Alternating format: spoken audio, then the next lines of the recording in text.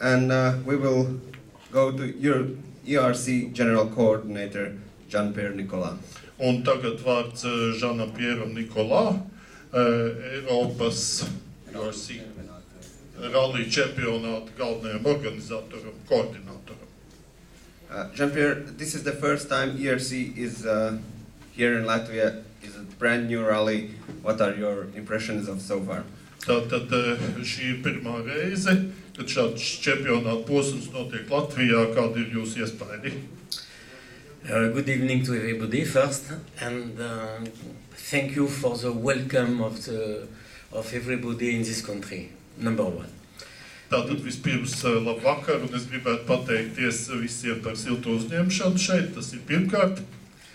When we came 2 months ago with Gilbert Roy to Rocky the rally, it was the first time we came in Latvia, and I was really surprised by the special stages, which were, at my point of view, among the best of the world. For me, they are minimum at the same level as Finland and Sweden. And I was so happy to drive on these stages that when I came back, I explained to everybody, we have made a special press release to explain that the stages are so beautiful that we need a lot of drivers to come in this country.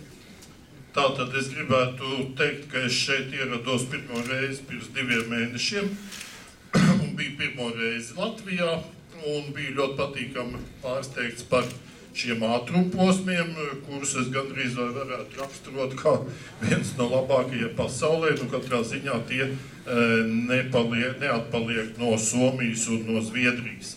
Pēc atbraukšanas mājās mēs organizējam šim notikumam un saviem iespaidiem veltīt speciālu preses konferenci. Sometimes a little bit too fast.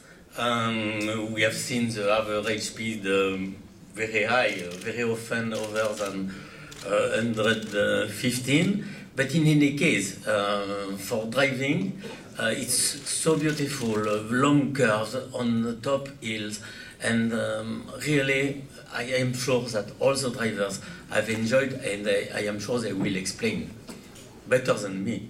Jā, tad es gribētu vēl piebilst, ka varbūt šur un tur šie ātruma posmi bija par ātru, jo ātrums sasniedz pat 115 km/h, bet ļoti brīnišķīgi iespaidi, un es ceru, ka arī paši sportisti izteiksies kaut ko par šo te tēmu.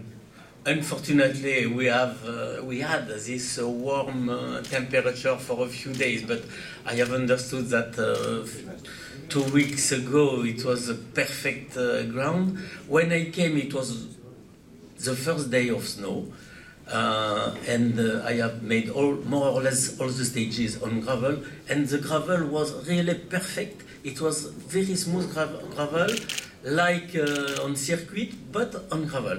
And that's why I was sure that everybody will be very happy.